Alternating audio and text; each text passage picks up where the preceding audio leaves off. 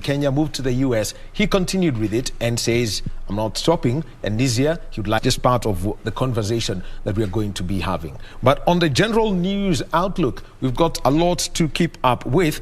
First, there is the Musalia Mudavadi reaction. Yesterday, we know he made the announcement that he was going to go for the presidency. And what are different politicians and members of the public saying about the announcement that was made yesterday? We shall be taking a look at that. And then the ODM leader, the Right Honorable Raila Odinga, is going to be meeting with Muranga leaders, and this is going to be happening at the Thika Greens. Plus, also, we've got the Interior Cabinet Secretary, Dr. Fred Matiang'i, the Principal Secretary for the Interior, Engineer Dr. Karanja Kibicho, and the Inspector General of Police, Hilary Mutiambai, and Senior Security Chiefs. They will be holding a meeting on security preparedness for the general election. This is going to be happening at the Kenya Institute of Curriculum Development. We shall be covering that too. And also, the Mount Kenya Foundation will today host Ma community leaders to a luncheon in Nairobi, and they want to look at how the two communities from Mount Kenya and from the Ma communities can work together. And also, we will always keep up with the Kenya Forest Service. Environmental conservation is a very important part of everything. So we're going to be having stories all about that are going to be told to you by our news team that is out there in the field. That and much more, and also not forgetting that we've got an ITF Junior Tournament, and this is happening at the Nairobi Club. Our reporter Daniel Mwendwa is going to be out there, and he's going to give us an update on this Junior Tournament that comes even as Angela Okutoi became the first Kenyan girl to win a Grand Slam match at the Australian Open. She won it yesterday, the first Kenyan girl from Kenya to win. She's been here. We've seen her growth over the years, ever since she won the Kenya Open Tennis Championship when she was only 14. Right now, she is the country's #1 and making Kenya proud in the land down under. All that happening over the next 2 hours right here on Sports Check. Our sign language interpreter, she's going to be joining us, is going to be Lensa Odingo. And let's get straight into our first conversation. Would you think of a Kenyan who is rallying outside the country? Well, two names come to mind. One is Ngengi Kamau. He is known for rallying out on the west coast of the United States. And another one is one who bothered one of Kenya's most celebrated navigators. That's a story he's given me. And eventually got into motorsport. And his bothers turned out to be that there is now a fully fledged rally academy by two of Kenya's celebrated motorsportsmen. One is Abdul Sidi, the other is Azhar Anwar.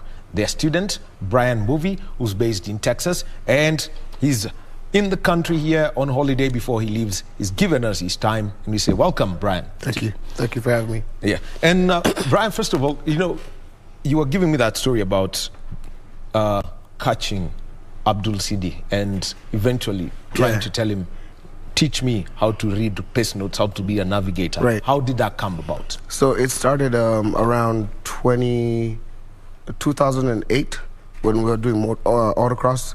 So Arthur Kinyanjui, the late Arthur Kinyanjui, God rest his soul, introduced me into autocross. So I kept on having an itch for motorsports, and we decided to move over from autocross to rallies, but we had no know-how. We didn't know how to do anything. So we found out Abdul Sidi's office. So every Tuesday, Wednesday, Thursday, we would go there. Is Abdul Sidi in? Is Abdul Sidi in? And he'd give us his time. So it ended up like that every day. And then it's like, you know what? I think I should start a school. Because he kept on giving me his books. I returned them. Give me his books. I returned them. I learned. So just progressed from there. Yeah. What was your experience starting with the autocrossing? Because that's autocross and motocross are considered to be the training school for eventual rally drivers. Right. It was great because of the community that we had then. Good people, Anthony Nielsen, Steve Anthony, Ian Duncan, all those guys. They were really, warm. I didn't race all the time. I probably raced like maybe 4, 5, 6 times. But they were really warm with advice and all of that. So it was great. It was great having to do that with Arthur and the guys. Yeah. Your transition to rallying, tell us how it started. You started off as a navigator, not as a driver. Correct. I started off as a co-driver. I knew I wanted to drive when I did a Race of Champions. I built a GC8, and that time we were racing side by side with Ben Mushemi and in Jamhuri. So, and I kind of like forced him or made him roll, and he approached me and he's like, you know what, you're a very good driver, maybe you should take driving seriously. It could take you far. So from there I was like, I have the itch, and I kept on telling Arthur, as soon as we get another car, I'm gonna leave his seat. He needs to get a different co-driver and then transition into driving. What was your experience the first time you sat with Arthur in a rally? Right. Tell us that story, how it went, the first rally in full, because it's... Oh my God, it was phenomenal. First of all, the butterflies that we had, we just wanted to bring the car home. We were not trying to do anything extra. We had no know-how. I remember it was Sunday morning in Rongai, and our windshield had fogged up, so we didn't know how to clean it. Like, we were still rookies, so we're buckled in. We're struggling to clean it up on the transport section all the way to at the river, and we just kept on praying, let us finish this rally, let us finish this rally. And the Lord opened the heavens, it rained, so it became even more treacherous for us. So we're like, okay, you know what, let's just take it easy. Went out there, came back for service, and it was, you know, everybody was surprised that we made it till service. So we're like, let's just take it easy and bring the car home. But it was a phenomenal time. Like, it was great. At that point, the entries in Kenyan rallying could hit 50, 60. Absolutely. It was normal to have close to 70 entries for a rally. So what was it like for you as rookies, and you've got to start at the tail? It was a learning experience. You know, we used to hear people say the lead car or the car that's, you know, starting, people like don't want to start. Like, the top drivers never want to be leaving out first because they copy the lines. So I didn't know that. So I was like, lines, what do you mean they're copying the lines? So come to find out that it was an advantage to us starting at the back, because we could see the tracks where people have gone off, you know, and stuff like that, yeah. And over that season, how did it turn out for you and the late Arthur? It turned out pretty great. The only thing that we went through that was difficult was sponsorship then, and it's still hard right now. His father was a tremendous help in our motorsport, because he gave a lot to us to do it, and his family, so, and friends, of course. So it was just the challenge. The main challenge was sponsorship. So we could start and not finish, or have one or two or not finish, you know. Our itch was going out there, but maybe this rally we don't have money for tires. Yeah. And I think that one of the most challenging events for you was the Guru Nanak. What was it like for you? Because I think everyone said this is basically a dry run for a rhino charge. Right. I mean, it was challenging because, first, because of money and the time. I normally say, it's usually normally in motorsports and most other things, it's 50% talent, 50% preparation. And we had no preparation and the know-how then. You know, we were still rookies, we were still green. So just those are learning experiences that I learned, you know, being in tough situations like that. We didn't finish that Guru Nanak rally, but unfortunately, I don't know. Moving on for you. Right. Moving from the co-driver seats, right, moving to the driver seats. Right. What was that different experience from where you're giving the notes to where you now have got to listen to the notes? Right. So I ended up getting a go-kart in the States. And I started learning lines. I kept on practicing. I was out there maybe 4 times a week for like 3 hours. And then I got a shifter kart that's way faster.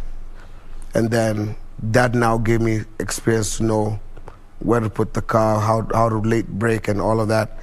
And then I moved on to like a side-by-side kind of race type of thing on a circuit, where now I have to listen and now transition the notes to what I put into the car. Side-by-side racing, was this rallycross or was it? That's rallycross. Yes. Yes, absolutely, rallycross. So tell us how you moved from the karts to rallycross, because I know rallycross rallycross means you move from dirt to tarmac, back to dirt, right, back right, to tarmac. Right. It's basically the best way of getting into rally, because it teaches you the discipline of different terrains and knowing how to listen and putting in whatever your co-driver is telling you into like real life action. So it's an experience you get from that, because of tarmac dirt is way better if you're transitioning into rally. So it felt great for that, knowing that I could transition with that, because of the karting helped me with the tarmac also. And I'd done a little bit of dirt racing in Kenya also. And Kenya is basically that racing. Yeah, absolutely, absolutely. In any, or think of autocross, motocross. Even on the main roads. No, that's going to change. You're going to have you're going to have some fans, and also you're going to have some haters because of saying that simply. So the rallycross scene in the US is big because of its nature. Right. It's a closed circuit, attracts spectators, and it's short, and super cheap, super cheap, and it's not so strict like we have it over here. It's basically like an advanced autocross, but they even have a class where you can bring your standard car, no cage, standard tires, just normal car, just a helmet, overall, and you drive. Yeah. How did that, work for you? So, because it would ideally give you time to work, say, over 1 or 2 years on a proper rally car. Right. So initially, when I got to the States, as soon as I got to the States, I said I need to look for an Evo, because that Evos were like just crashing Subarus a lot. So I got an Evo, and as I started building it slowly, I got into a wreck. So unfortunately, I had to stall, and then now look for more money, hustle. And then got a car, and then started fixing it slowly, while I'm doing now the I'm sorry, I got a brain spot. The rallycross. The rallycross, absolutely. So with that, you don't have to use a race car. You could just use your normal car. So that I built into slowly. Then I ended up getting enough money and fans to buy a car and now start building it. What's the process? How different is the US scene from the Kenyan scene? In Kenya, the standards required for rally cars, at times you hear the drivers say they're looking for European standards. How different is it from Kenya? It's not so different. It's actually even more strict out there, because they don't really go with FIA rules. They have their other rules. I don't know if you've noticed, in America they have their own that governs motorsports. So they usually try and outshine FIA. So their rules are way harsher than that. So you have to put in a lot of work, a lot of time. Before you get done building a car, chief scrutineer has to give a sign off on your logbook that it's a proper rally car before you say I'm ready to go out on the stages. We know that, for example, if you're going to use a Subaru, think of M14 or N16 in Kenya. The homologation is going to end very soon. You can't enter events like the Safari or the Equator Rally, which you may enter, but the classification will be lower. How do they classify the cars in the United States? Just the same way as FIA. There's a Group N, there's Super Production, and it's just the same way. The classification is the same way with the homologation. Yeah. So tell us now about the car that you used to get into rallying proper. So I have an N14 that's been built by a very good friend of mine, Texas Dave. He owns Rally Ready Academy in Texas. And we've put in hours and hours and hours of, probably over 2,000 hours of just fixing it and making it tip-top to be able to compete with the super production cars before I jump over to an R5. Yeah. The process is, now with this car, is at the end of it all, you've got to do the testing and now get into an event. What was it for you when you got to finally put it on the road and compete in it? It was a good thing and a bad thing. Start with the good. The good thing about it was like an awesome experience. As soon as my son saw it, like he was so excited. I have a 2-year-old who's crazy about cars and rides motorbikes, believe it or not.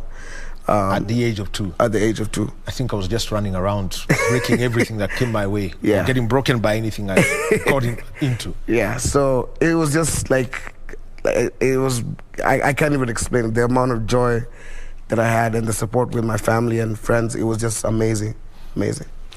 Now, you also meant something that you mentioned to me. You've got a huge number of Kenyans working with you. Absolutely. Tell us about, the whole team, your navigator, his experiences, and also your service team. So I'll actually start with my sponsors. A big shout out to Innovative Toll. Innovative Toll is owned by a Kenyan who's out there in the diaspora, who's supporting motorsports. I'm really grateful for them. My crew, my service crew, I have a couple of mechanics who work out. Their day jobs are mechanics, but of course over the weekend we're going to go down to the tracks and go with them. My co-driver is Alan Wamunga. He's a good friend of mine. He used to be a DJ and he used to ride motorbikes. So that's the only guy that I could go to, that I could think of, that has that adrenaline itch. Because if he rides super bikes in the canyons, he's not going to be scared when we're like flat out at 140, 150, 180. So that's kph. No, miles per hour. 180 miles per hour. Yes, 140 miles per hour. Yeah. Well, trying to convert that very quickly, that's close to 200, that's past 200 kph. Yes. And that it feels way faster on dirt. So if it's off-road, it feels like you're moving at 300 kph. I try and imagine that, because in this country we are restricted to 110, right. And I think at the safari the top speed I saw was 192. Right. And how does the US circuit work when it comes to speed limits on some of the stages that are there? It's restricted, but the good thing about it, like, there are stages that are like the gravel is so smooth it almost feels like tarmac. So you're going to just keep on gaining speed, and before you know it, you look down, you look up, you look down, you don't want to look down anymore. Look how fast you're going. Yeah. And for you as a driver, there is one man I mentioned, Azhar Anwar. Yes. How did he come to you? Because they call him Mzee wa Kazi. He's rallied for now 40 years. Yes. Now doing the classics. Yeah, absolutely. How does his involvement in your career count? Same as Abdul Sidi. We were really nagging kids then. We were young, I can say that. So we found out where Azhar Anwar's workshop was. So our mission was, we start with Azhar, we go to Sidi. If Sidi's not there, go to Azhar. And we would just literally hang out around the workshop. And Azhar would be like, because he knows us, he'd be like, pick something, do this, do. So we'd just, try and help. And then after a while, Arthur's dad took interest and was like, you guys go there a lot. Maybe you guys need to get a workshop. You should learn something from him. So they had a discussion, and he's like, no, Mzee, it's okay, I'll teach them. And then one day he's like, this weekend, I'm going to take out a rally car and we're going to go to Athi River and we're going to practice. And we stayed there for hours and hours. I can remember that day, hours. It was so long. Sunday, we went back out, hours and hours, and then finally came back, and we had a good meal with his family. Fantastic people, and he just gave us advice on how rallying is. Yeah. What was it like working with him? Because at times people think Azhar is a conservative driver, but if you sit with him, is when you realize he can actually pull some moves left and right. Believe you me, I did not know how quick that man could be until I sat in a car with him. You underestimate him because you see, Azhar Anwar, Mzee wa Kazi, he has white hair. To me, he's one of the most fastest drivers. He just has not gotten the right machine. If he gets an R5, guaranteed, that's it. Well, young drivers better be warned, because if Azza Anwar is going to get involved in this, in rallying with an R5, as Brian says, then we're going to be in for a surprise. And also, just coming to think of it, also Carl Tundo, he said, let me just take off the seat and do some other events. So that means for the young drivers, the opportunities are there. Now, you've started driving in the US, right, and with this where you started off in Texas. Right. Now, the US is vast. Right. If I was to use an example of the NBA, where you've got the various divisions, you've got the Pacific, the Midwest. That's right. You've got the Southeast, you've got the West, they'll call it the Northeast, right, the Central Division. Right. How then is the US circuit set up for the expansive country? It's set up all over the place. It's the only hard thing about the US is the logistics, because it's far. It's far. Like, I'm in Texas, and the next rally that we're doing is going to be in March the 18th, 19th, which is called the 100-Acre Woods in Missouri, Salem, Missouri. That's like about maybe a 9-10 hour drive from Texas. Then I'll do that, come back, and then the next one is going to be maybe in Ohio. That's like another 15-16 hour drive. So the only thing that's usually hard in the States is the logistics. Getting your service crew, getting your service truck, getting your car, getting your recce car. So most of the times we actually rent cars. We fly there, get a rental car, make it our recce car, make sure it's good, then give it back. Yeah. So, and overall, the circuit, how is it split? For example, there is Ngengi Kamau. Yes. He rallies in the West. Yes, Mashariki Motorsports. Yes. Yes. So how then is that country divided? So it's divided in 3. Don't worry about the feedback, it's going to be. Okay. So it's divided in 3, and there's West, there's Central, and there's East, right? So there's the normal calendar, then there's the regional, and then that's how they do it. So let's say, like, for instance, if we have a rally in Kenya, right? Yes. And we have, we split it into 3. There's the Mombasa guys, there's the Kisumu guys, and then there's the Central guys, right? So there's the people who are going to be running the KNRC for the whole country, and then they'll have the regions like that. So there's also like podiums of regions. So regional gets podium also. There's in that category, maybe in Kisumu category, they have 1, 2, 3 in that area. Yeah. And when it comes now to how competitive it is, the names that would actually, the only one name that would come for me naturally is Travis Pastrana. Yeah. I think we are expecting him for the Classic this year. Rather Ken Block. Ken Block. Yeah. Ken Block is coming. Yeah. Pastrana has been here before. Yes. Travis Pastrana has been here before, drove the same car as Patrick and Giro. That was, I think, almost 10 years ago. Right. How competitive are the people out there? Because what we get from the US is this, is their stadium racing. Right. Indy or these other NASCAR. Right. What about rally proper? Man, it's super competitive. There's one of my favorite drivers is David Higgins. I don't know if you've ever heard of him. He's a beast. He used to drive for Subaru Team USA. I think he's retired now, or he got out. It's very competitive. There's big names, David Higgins. There's Ken Block. There's, of course, Travis Pastrana. There's people from Canada also come down. So that's how regional it is. So there's the people who are on the south side of Canada, they cross over. There's people from Canada also that come down that are very competitive. Young drivers that are competitive. There's a guy called Seminak, who's a X Games BMX rider. Yeah. That is extreme sport at its end, high adrenaline sport. Right. And then for you want to get into the national circuit. Yeah. What's the requirement, and how much of your time would it take? Because if you're mentioning, you just mentioned 2 states, which are basically 1 day's travel from your base. Right. What does it require of you when it comes to the planning, getting your car ready, and having it inspected, doing the recce, do the rally proper, and get back to Texas to live your life? So we've come up with a system now. in order for that to happen, I have to piggyback on a big team. So like Texas Dave, Rally Ready, has a team. Right now they're going under Black Rifle Coffee Company. That's the main sponsor. I know if you look at Travis Pastrana right now, he moved from Red Bull to Black Rifle. Yes. So I piggyback on them because they have a bigger team and they have bigger trucks and all of that. So they're the ones who are going to like take my car there, you know, get it ready for me. So I just have to show up with my guys, my workshop guys, my crew, and that's it.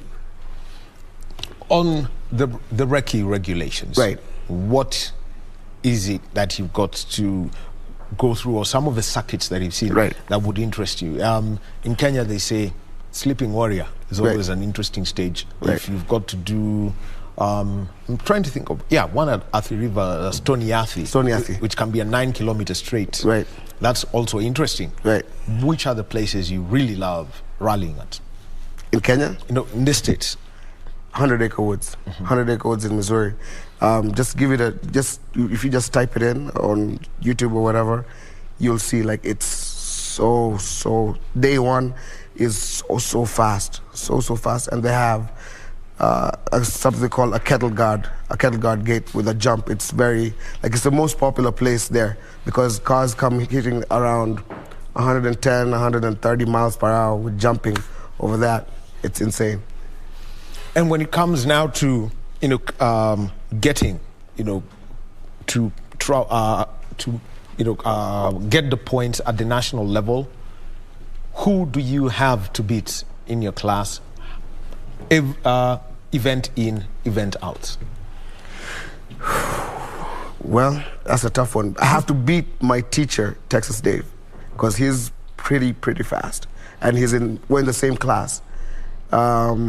He just finished in his last race. I think he finished 3rd overall, 1st in class. So yeah, he's pretty fast.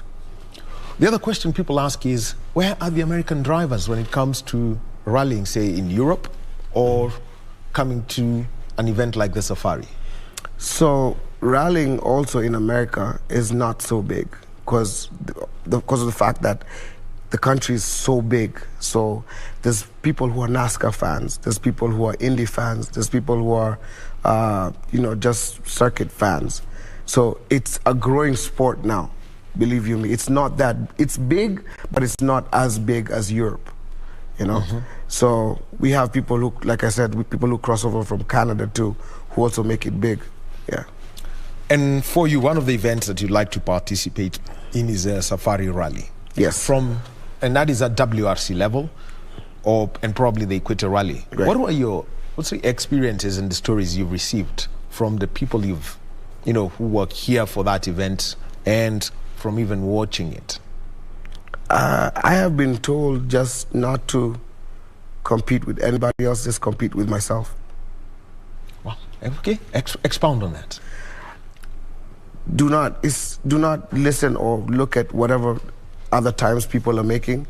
Just drive at your normal, comfortable pace and try and beat your pace as you go. And that's it. Don't look at the Tundos, don't look at Ian, don't look at the Baldev or Eric Bengi. Eric Bengi, exactly. And what's it, the right guy, the Menengai guys. Onkarai. Onkarai. Don't look at them. Just focus on your speed, your times, and then your pace. That's it. The Safari was a big learning lesson for Kenyan drivers when it came to the preparation of the cars. Right. Having been working with Texas, preparing your cars and coming to bring it here. Right. What would be the lessons that you'd give to the Kenyan drivers who are here, and what knowledge would you pass on to them, especially when it comes to the safety equipment, and also getting that car tuned and the suspensions? So I'll start with this. I don't know whether when I left Kenya, we used to do recce the wrong way. I'll start with that. Now, the biggest secret is when you're going on recce, you make sure you have your comms, your camera, and you have to mark your steering wheel. That way, when you go for one recce lap, You have all recorded. So once you're done wrecking, you and your navigator or your driver go sit down and watch and watch and watch and watch. That is number one. That's number one. All right. That's what world-class rally drivers do, and also in the United States. You have to have your comms, like, you know, The intercoms. intercom Yes. in your recce car. You have to have your GoPro, and you have to mark your steering wheel.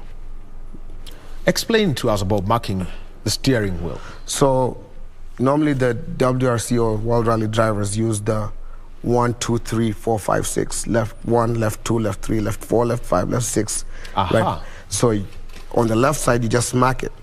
You know, 6 is almost, you know, towards like 12 o'clock. So, you know, it's a fast corner. And vice versa on this side. So you need to put tape, like blue tape or masking tape, and mark it. So when the co-driver says left 3, you just move the steering and you mark it. And you mark it. And with that, with a GoPro, and you go keep on watching, you can also get better and say, you know what, that left 3, I think I can make it a left 4. And that means it's slower and safer. That for means you. it's faster. It's faster. Right. And because I remember, what's his name? Karam Patel says that they watched and changed his notes Right. from something that's faster to one that's slower. Right. And he ended up crashing. Right. So using that system, if you were to translate it to what you would normally use in Kenya, Right. From 1 right to 3, the 1 right would be? 1 right is turned, maybe a hairpin right. Close to a U-turn. Right. 2 right? It's going to be a hard right. So apologies, which means the 1 right is a soft one. It's just where, if given a choice, you would go straight. No, 1 right is like a hairpin. A hairpin. That's all the way, like all the way around. That means your hands are crossed. Yeah. You shouldn't interlock your hands, but that means like you've pulled your handbrake, you're almost making a hairpin, a U-turn. And that means the 6 is a soft one. The 6 is the fast one now. The 6 is like almost straight. Yeah. Now, from recce, you've done that. Right. The next one you change when getting ready for a rally of that magnitude. After recce, car preparation. Let's talk about the safety equipment. Safety equipment. I'd like to tell Kenyans this: even if your car is old, you know, people have the notion of, oh, my car is no longer homologated, so I don't need to focus on my belts. I don't need to focus on my seat. I don't need to focus on my fire extinguishers. That is very wrong. Your car can be past homologation, but race ready, it's perfect. So you need to have at least 2 years. Don't stay with your belts for more than 2 years. The expiry date says 3 or 4. But sometimes when you have meat in your fridge, do you really wait till the last days to eat it? You know, you'd look at it and you'd be like, whatever, right? So don't get to the days of the expiry date of your seats, of your belts, your fire extinguishers. People don't use fire suppressions over here. That's what we need. That really, really helps. You know, you might be in a situation where a scrutineer would be like, your car is not homologated, but he'll be caught in a bind. He'll be like, your car is so well prepared, I don't know how to say no to you. And they might have a talk with the officials and put you in a class. Aha. Like what happened with the Safari where Exactly. we got a KNRC 4. Exactly. Just out of that. Exactly. Exactly. Roll cages and the protective cushion The foam, around it, yeah. the foam. How do you then prepare that correctly? Correctly is a lot of research. Anywhere, like I was taught, anywhere the helmet could hit on a roll should be padded, period. Anywhere the roll cage could collapse and hit your helmet should be padded. So why not just do it? Pad it all over, yeah. The other one is the helmet that would be accepted. Talk about that, because probably you don't have to buy one that's probably used by Otanak or Sebastian Ogier, Right. but have one that would meet the same safety standards, Right. and also help you with communication with your co-driver. Right. To me, my preference is Stilo. If you go Stilo, you'll never go wrong. They're cheaper helmets. If you go on Amazon, you'll get a rally helmet for like maybe $300-400. But you also have to remember, cheap is expensive. So if you go the cheaper route, it'll cost you at the end of the day. So you'd rather invest in yourself and go expensive, and you have no worries after that. What's the lifespan of a good rally helmet? Because all these things have, They do. It depends on how much you rally, because of the sweat on the foam.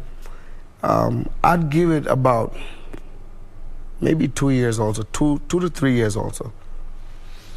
The gear is the fire suit, right? And the innerwear that you've got to have it. Yes.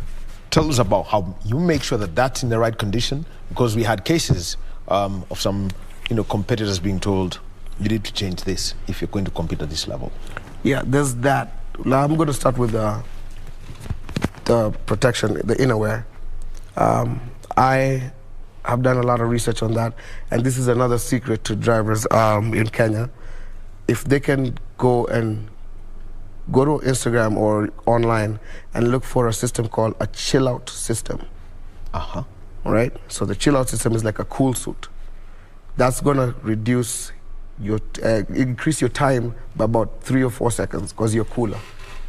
Uh-huh. On every stage. You're not... I know we see like Boldy or Tundo, when they get out, they're drenching in sweat. With the chill-out system, none.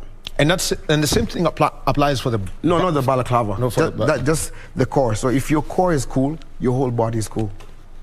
Well, somebody told me that we lose about 55% of our heat, through the head. That's why our moms always had our heads covered. With the boshoris. With the boshoris, yes. With those hats, I mean, it's a brilliant idea. They wouldn't know the science, right? But they know once your head is covered, then it's safe. And what about the overall? Just to give it a simple... Overall, the lifespan, 2 years. That's it. And the moment the thread runs, change it. That's it. And don't do it the wrong way and say, okay, I got a Sparko overall or OMP overall, and I have, let's say, KBC or KCB or Coca-Cola as a sponsor, and then you go to a guy down the street to embroider for you over your overall. That's a hazard, because they use actual fire retardant thread also on it. So if you see somebody with a patch on his, that's no go. And that means no glue too. No glue to. If you're getting it custom made, get it custom made from the company. For safety reasons. For safety reasons. You may think you're saving money or you're adding value to like your sponsors.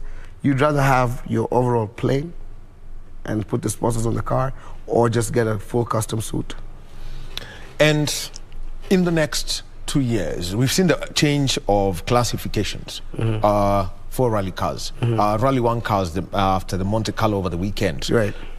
Everyone's been watching what's going to happen over this season. It's new for everyone at the very, very top. Right. Electric motors, they're hybrid now. There's Rally 2, which is going to be the second, and then moving down all the way to where you can have, cost control cars. What are the opportunities for those who'd like to get into motorsport in the different classes?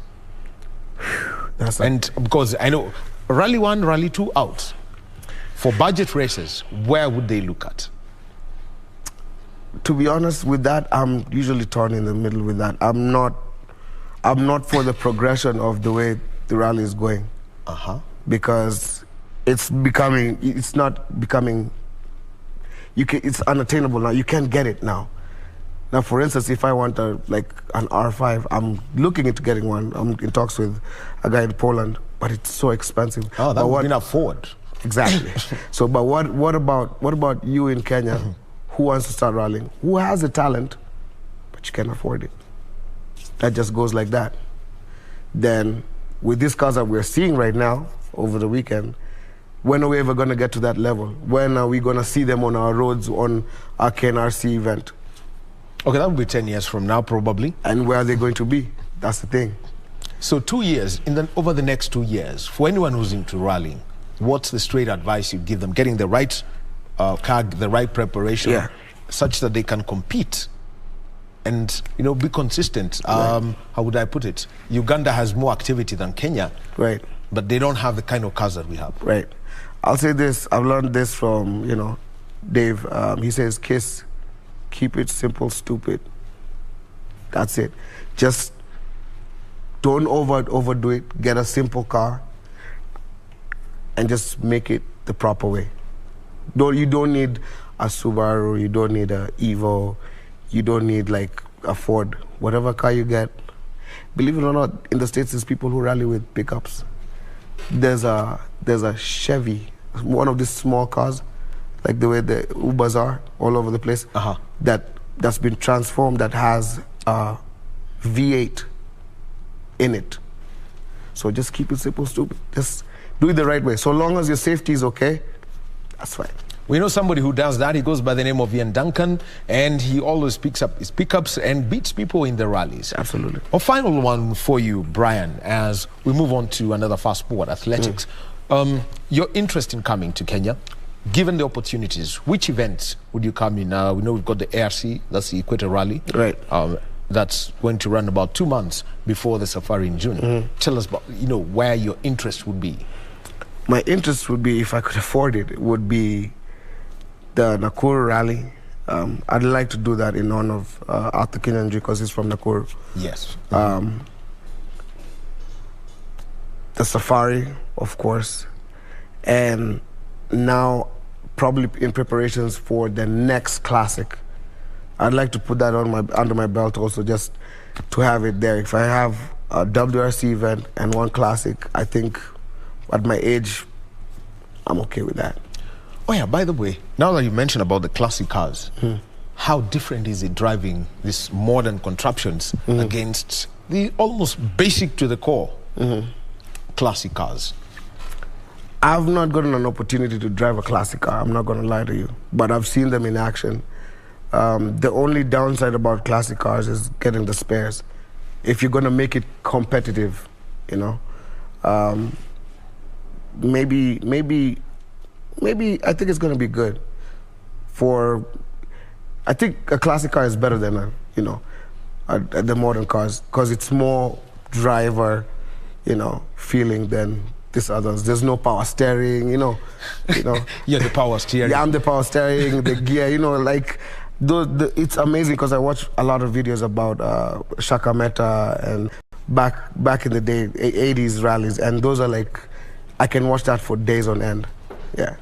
All right, Brian, eventually for you, based in the States, what's your outlook overall? Where would you want to be over the next 2-3 years in the States rallying scene? And also, entice Ngengi now to just stick to the West Coast. Yes.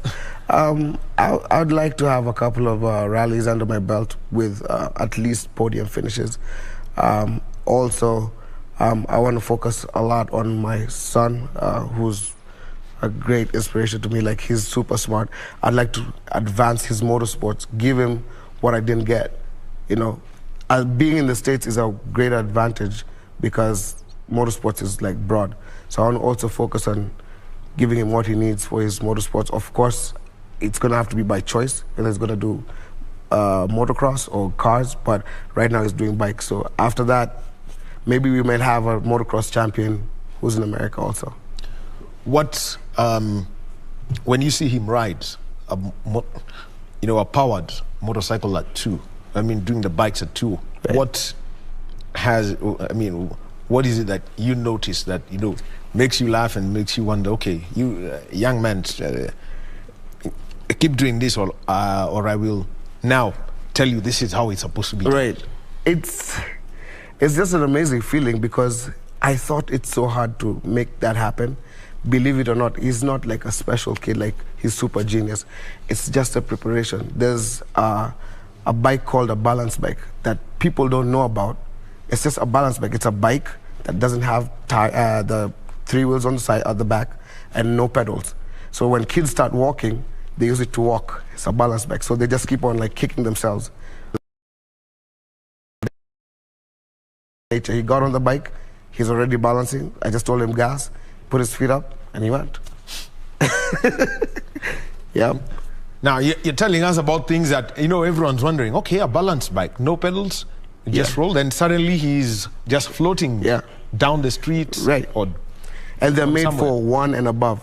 A lot of people, these are things that, I saw with this Wazungus. I was like, what is that? So my neighbor was like, it's called a balance bike, so it transitions them not to rely on the tires on the side, so that once he gets a normal bike or a bicycle, he's just going to like pick it up without you being behind him and chasing him in the estate. Nope. Well, that is what we do, and you know what we do? We just let them ride. Fall. No, not fall. He's riding, release him, he's got the balance, get rid of the wheels. Suddenly they're riding and they think you're behind, and you just let go. And when they turn back, they're like, what happened? So thank you. Now we know about something else, learning about little things here and there. I think I even know how to make a balance bike. Get rid of the pedals, throw away the wheels, and you have it. You have it. Brian Mbuvi, thank you very much for giving us your time this morning. Have a safe travel back to the US. Thank you. Ngengi, Mashariki Motorsport. Yeah. Well, tell him we wish him all the best out there in the West Coast. He's made his name, his videos, times travel all around. Right. And for you, all the best. Hope to see you. Thank you. In April for the Equator Rally, hopefully. Safari. In June for the Safari. Yes. For those two events, the Equator is huge. It's an African Rally Championship. Right. It's a test event for the Safari. Right. Hope to see you then. Thank you. Cheers. Thank you. Cheers. Brian Mbuvi, US-based rally driver, started rallying here in Kenya, autocross, worked together with the late Arthur Kinyanjui. Arthur Kinyanjui was nicknamed AK-47 in the rallying circles, child of Nakuru, and he hopes to do the Nakuru rally, plus get the podiums in the US and come back later. Next, we keep it with the speeds. Over the weekend, we had the National Cross Country Championships. Helen Obiri was not in Eldoret. She was in Dundonald in Ireland, and she did win her race convincingly. What were the reactions from the people who are in the coaching business, and especially about that course that had a 5-meter mud pit that was treacherous for every athlete? They left that, they got onto the course clean, they left all muddy. One man was there, Stephen Mwaniki, is our regular athletics analyst, and he's going to break it down for us. And from what he saw, plus the national weekend meetings are back, the first and the second in Nairobi and Kisumu coming up, the Discover Cross Country Classic, plus the Agnes Tirop Classic, and much more around the sport coming up in the next 3 minutes.